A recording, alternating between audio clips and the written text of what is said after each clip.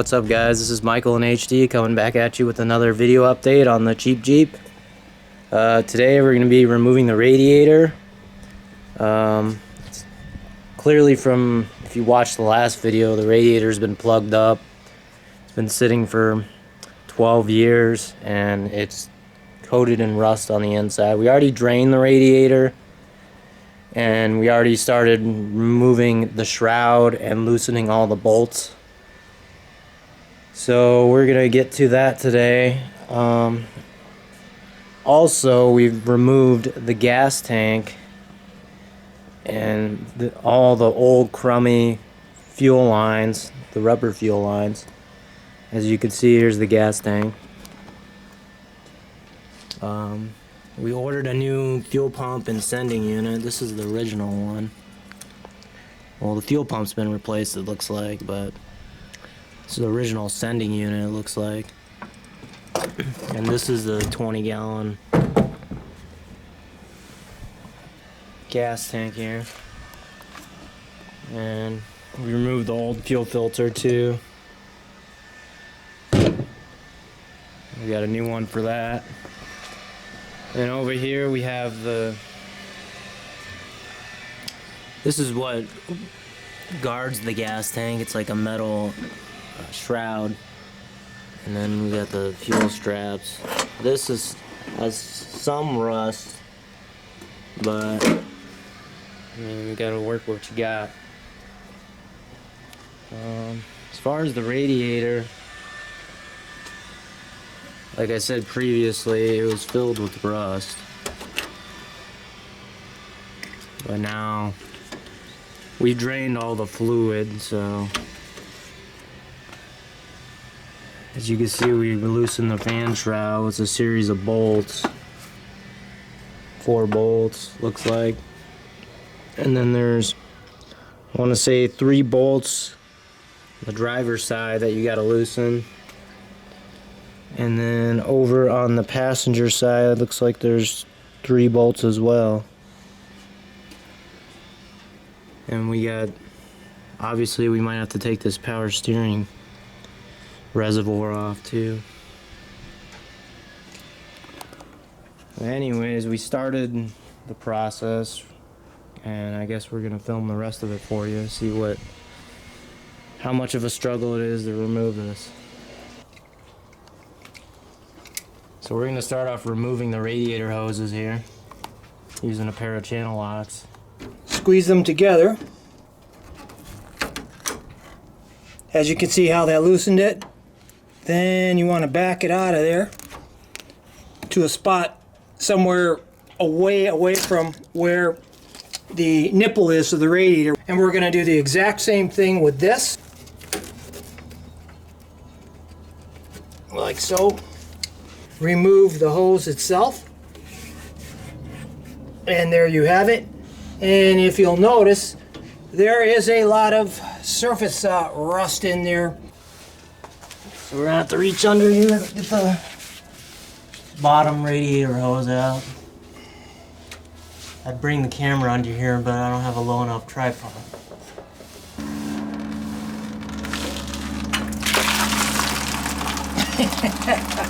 And I get soaked.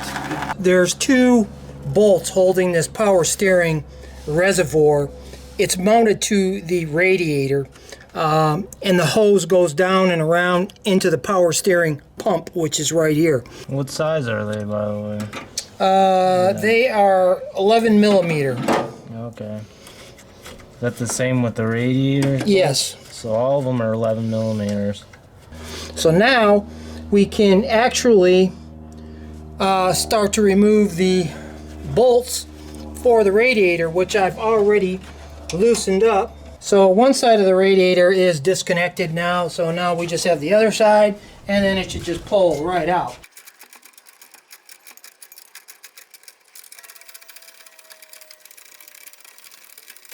So now we basically just got 1 or 2 more here holding it in.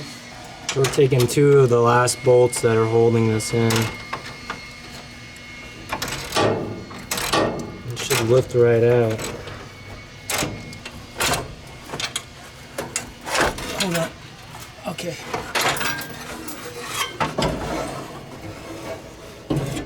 And there you have it.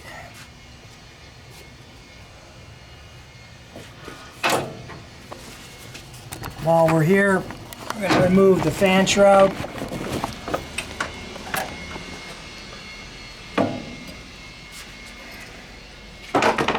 Well, there you have it. So we're just going to be running some water. You can see it's coming out fairly clean. We're letting it flush through the block too, because you want to just get all those nasty particles out of there, because what that can end up doing is plugging up your brand new radiator. So right now we just took off this pulley to get to the thermostat housing, because we're going to end up replacing the thermostat in here. And then this little short heater rubber hose hose housing for the heater hose that runs up to the cab. So we just cut off that bypass hose. Alright, so we got the sensor loosened up, and we're going to take out the 2 bolts that hold the whole thermostat housing. Gently make it get loose, and that's not happening.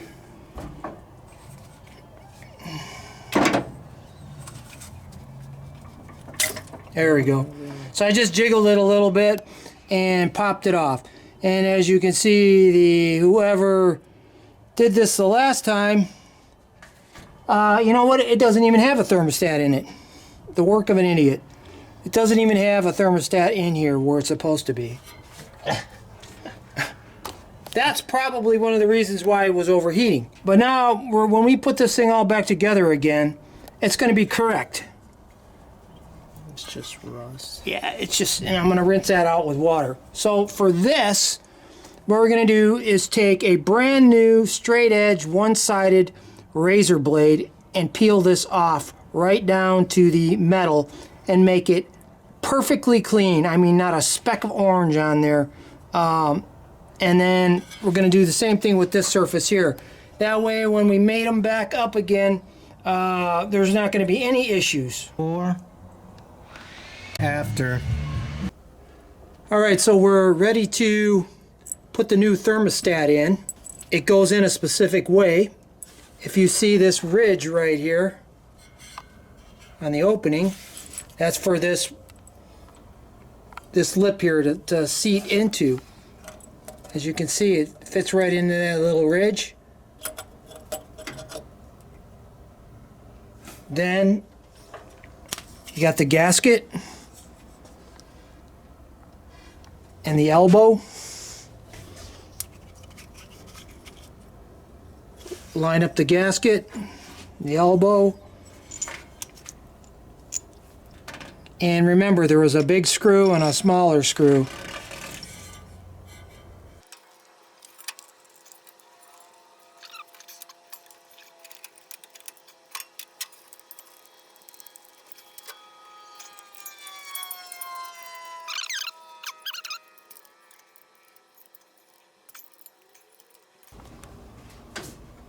You see, we got rid of all that RTB, cleaned the surfaces up, used a proper gasket. So this is the temperature sensor gauge. So when this thing is plugged into this is what's sending the information to your temperature gauge inside of the vehicle. And you can see that it came with its own threaded sealant tape on it. And this is a 2-pin connector. You can see there's 2 pins inside of there. We'll thread it in there.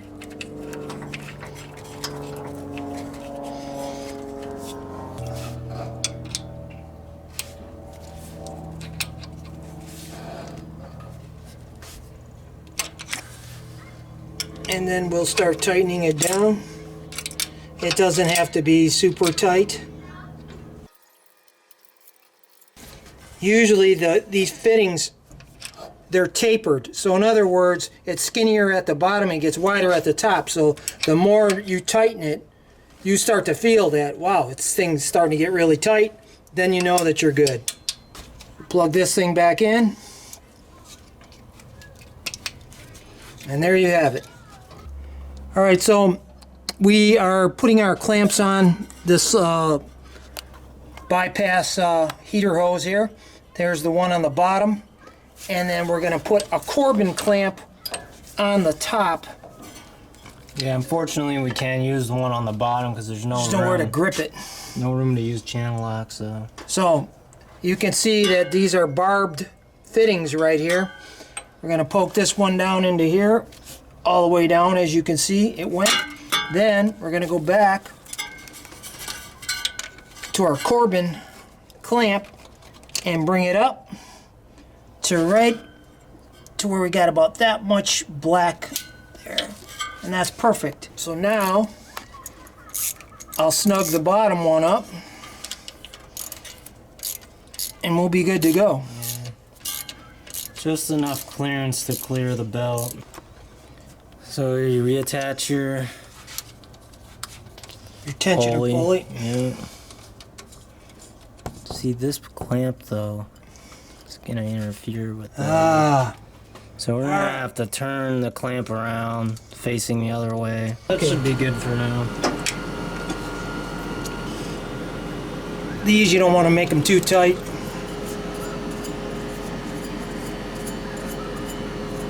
That should be good. Alright guys, so this is the next weekend. We had a little snag. We decided to replace the condenser on the Jeep so we don't have to take the radiator out twice, because we know that since these lines were exposed, well, we have taken the line off obviously because we put the new one in, that the system is probably compromised, so everything's gonna have to be replaced. So now we have that sorted out and installed. As you can see, it's just 4 bolts, very simple. And the lines are towards the bottom down here. I mean, this is the old one. You can see it's pretty crusty and dented up, and this foam is like disintegrating. And these lines, I guess he said he tried to take them off right here and it started to bend, and looks like. Yeah, start to So crack off. he took it off on this end and labeled them. We're just going to replace the lines anyway. So here's the new radiator. It's all aluminum, 3-row radiator. So we're gonna get this installed in the G. Make sure you put your fan shroud cover back on before you install this, because you're not gonna be able to get it on if you don't put it there. Anyways, so we're gonna get to doing that.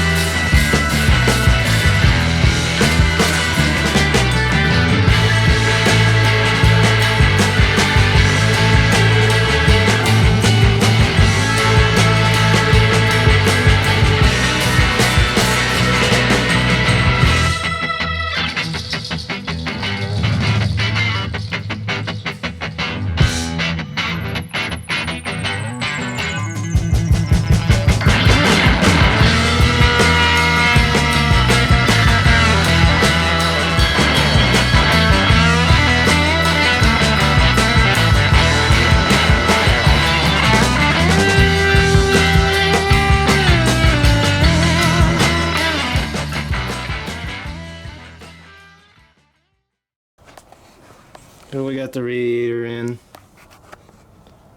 the fan shroud. 3 bolts fit the fan shroud. The 4th one doesn't line up down here. As you can see, right down here. Anyways, we got all that in. Now we're going to be installing some of the hoses, the lower and upper hose. So far, installation's been pretty easy. So we got the radiator officially installed now. We got the hoses on, the upper and lower hoses. Fan shroud. We got the condenser down there too installed. Whenever we get to doing air conditioning. We also got the overflow tank installed. That's a real pain in the rear, that bottom bolt that goes down to right behind those brake lines, and you literally gotta crawl under the Jeep to get to that bolt to really take it off or in, because there's no room up here to really wedge your hand down there. You can, but it's a pain in the butt. As you can see, we got the new thermostat installed, the sensor and the housing all cleaned up. The heater core we're probably gonna replace, and we have the lines for it, but that could be another video for another day. Overall, we got everything buttoned up. Could show you the bottom hose is right down there. Very easy, pretty easy install, to be honest. Anyways, that's gonna wrap it up for this video. If you'd like to comment, subscribe for more content like this. If you have any questions about Jeep YJs or whatnot. This is our first Jeep ever, really, so we're learning as we tear it apart. So I guess I'll see you guys in the next video. Peace.